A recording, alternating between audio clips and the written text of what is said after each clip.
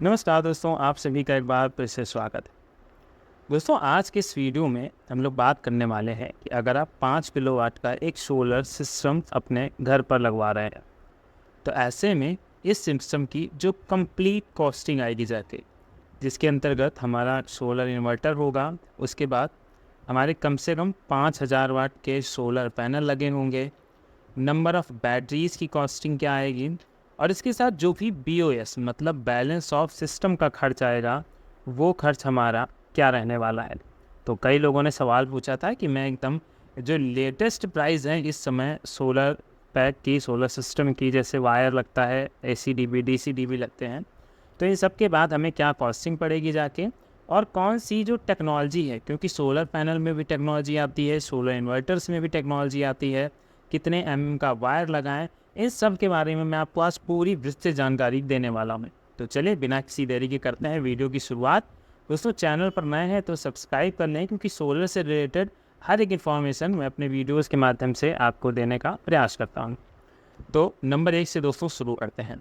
अगर हम लोग बात करें कि इस सोलर सिस्टम से हमें कौन कौन से मेन कंपोनेंट्स लगेंगे, दोस्तों नंबर 1 पर जो हमारा कंपोनेंट लगेगा वो हमारा लगेगा जाके सोलर इन्वर्टर।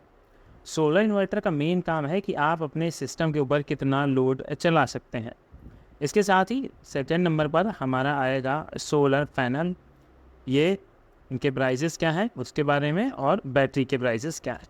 तो अब एक स्लाइड हम लोग बदल लेते हैं और पूरे सिस्टम की कीमत जानते हैं एक एक करके। मैं इसी स्लाइड के अंतर्गत आपको पूरी 100% जो सोलर की जानकारी होती है, मैं यहाँ पर इसी एक स्लाइड में आपको देने वाला हूँ। तो सबसे पहले नंबर 1 पर अगर हम लोग बात करें सोलर पैनल्स की, दोस्तों सोलर पैनल आपको देखने के तो बहुत सारे टाइप्स के देखने को मिलते हैं। तो प्रोफसाइट की भी बात लोग करते हैं, लेकिन अगर ईजिली अवेलेबिलिटी की हम लोग बात करें कि कौन से पैनल हमारे अवेलेबल हैं, तो नंबर 1 पर हमें देखने को मिलता है mono PERC half cut bifacial solar panel. ये सोलर पैनल सबसे ज़्यादा इंडिया के अंतर्गत सेल होता है। अब मार्केट में एक और पैनल आपको देखने को मिलता है जो मिलता है टॉपकॉन टेक्नोलॉजी का, या इसे एन टाइप टॉपकॉन टेक्नोलॉजी का सोलर पैनल कहते हैं। इन दोनों सोलर पैनल की जो एफिशिएंसी है उसमें आपको बहुत ज़्यादा डिफरेंस देखने को नहीं मिलेगा। जहां मोनो पर की एफिशिएंसी 21% आपको देखने को मिलती है, वही टॉपकॉन की अब कुछ कंपनियों ने 22.6 तक की एफिशिएंसी यहाँ पर देती है।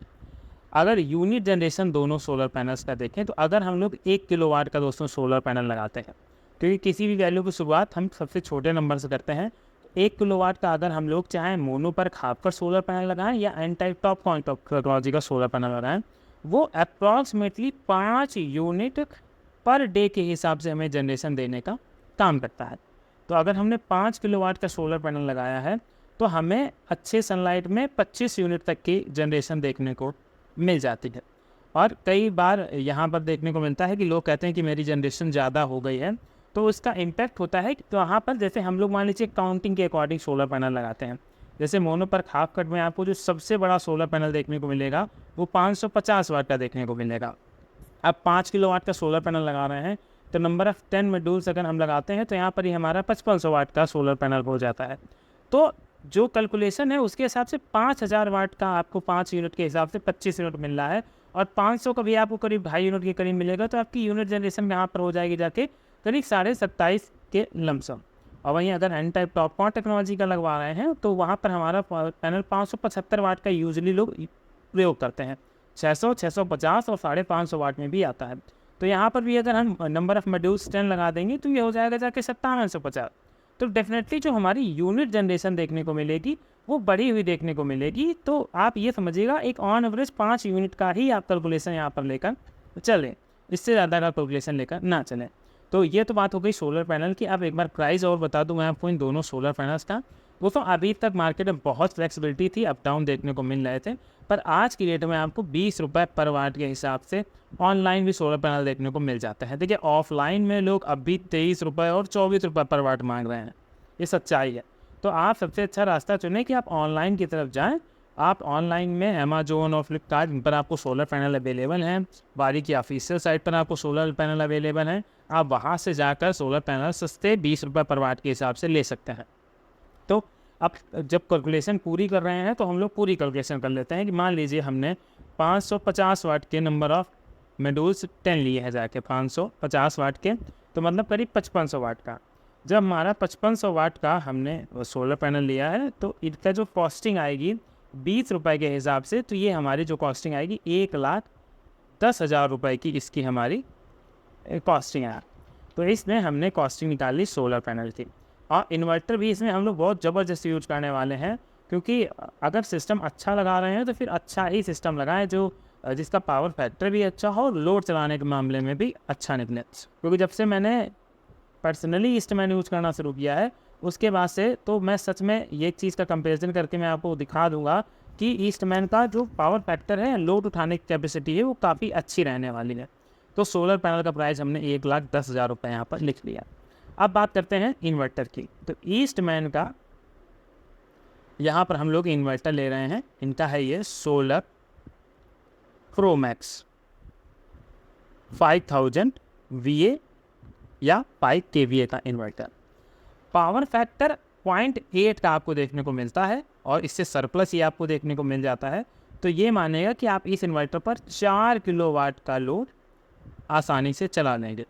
और ये लोड आएगा, जैसे आपको 1.5 टन तक की AC चलानी है या 1.5 HP तक की समरसेबल चलानी है, या घर के जो भी आपके बेसिक लोड्स हैं जैसे आपका fridge, cooler, TV, washing machine, induction, room heater, ये सब चलना है, तो ये 5 किलोवाट का या 5 kVA का इन्वर्टर जो 4 किलोवाट का लोड लिफ्ट कराता है वो आपका ईजिली लोड लिफ्ट करा लेगा, आपको कोई भी प्रॉब्लम नहीं आएगी। इसके साथ इसमें आपको काफ़ी फीचर्स भी देखने को मिल जाते हैं, और उन फीचर्स में से आपकी जैसे बैटरी, कई बार होता है कि बैटरी डीप डिस्चार्ज हो जाती है, तो डीप डिस्चार्ज बैटरी अगर आप ईस्टमैन यूज करते हैं तो डीप डिस्चार्ज की प्रॉब्लम से आप बिल्कुल निश्चिंत हो जाइएगा। इसके साथ ही इसका जो लो DC वोल्टेज आता है, अब लो DC वोल्टेज क्या है, जैसे देखिए दोस्तों, सुबह मॉर्निंग के टाइम और शाम को इवनिंग के टाइम आपने नोटिस किया होगा कि जो आपका सोलर का आउटपुट है, मतलब जो यूनिट जनरेशन है, वो यूनिट जनरेशन कम हो जाती है। और कम क्यों हो जाती हैं? क्योंकि सोलर पैनल जो हमने लगा कर रखे हैं इन पर जब सनलाइट पड़ रही है तो लो DC वोल्टेज कर रहे हैं, जिसकी वजह से इन्वर्टर हमारा कट मार चुका है। अब वो हमारी बैटरियों को पावर सप्लाई नहीं दे पा रहा है। पर इसके अंदर एक चीज़ बहुत अच्छी है कि 96% तक हमारे जो DC सप्लाई आ रही है उसको कन्वर्ट कर देता है और उसको इलेक्ट्रिकल एनर्जी में बदल देता है, और जिससे हमारी बैटरियाँ चार्ज होती रहती, तो कट की प्रॉब्लम नहीं आती है।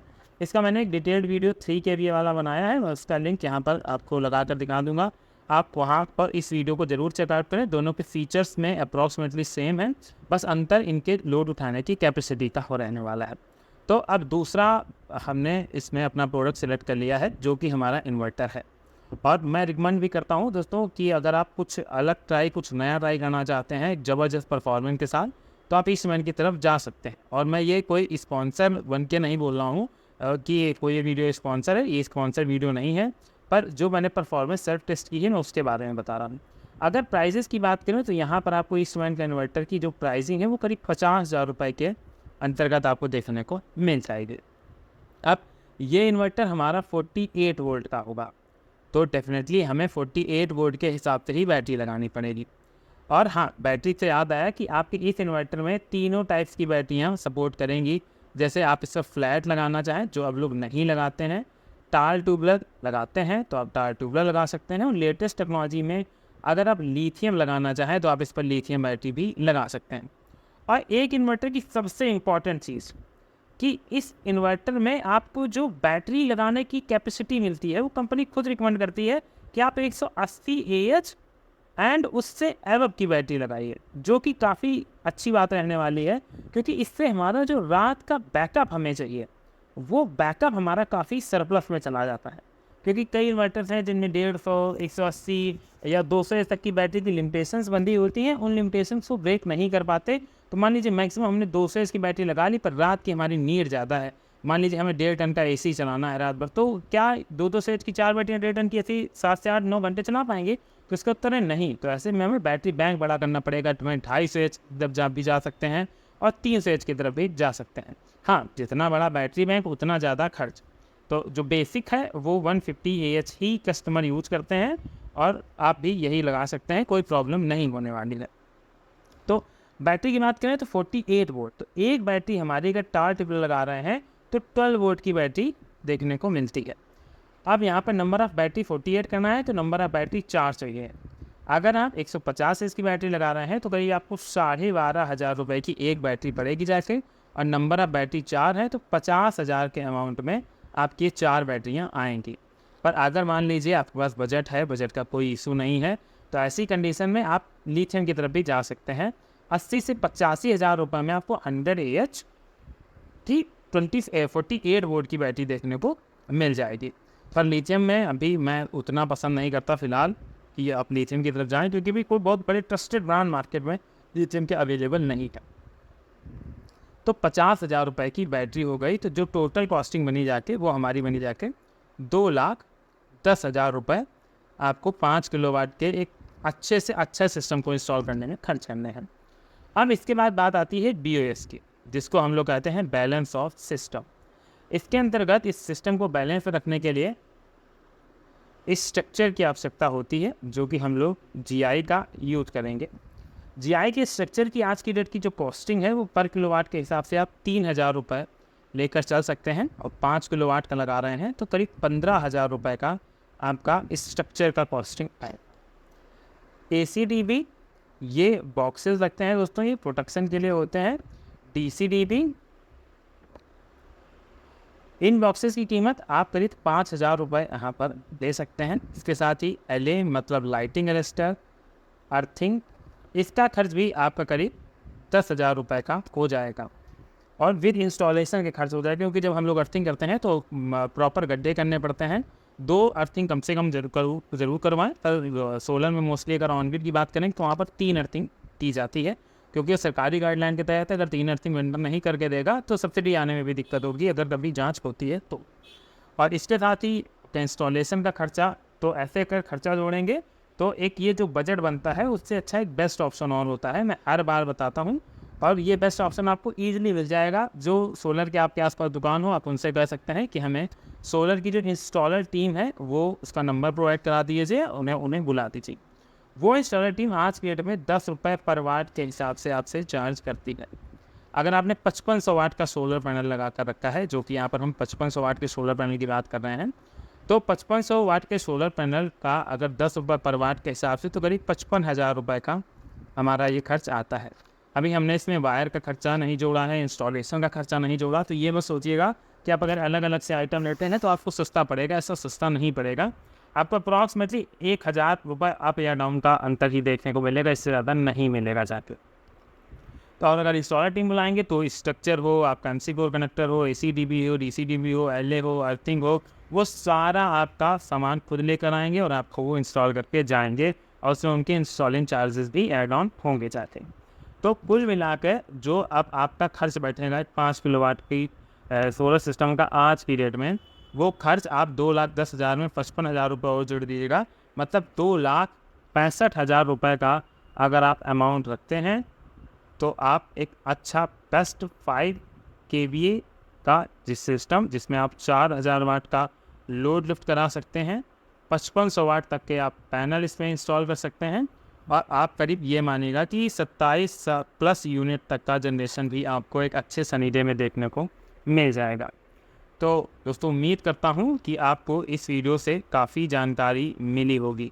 अगर पसंद आया था वीडियो तो लाइक कर दीजिएगा, चैनल पर नए थे तो दोस्तों सब्सक्राइब करना मत भूलिएगा।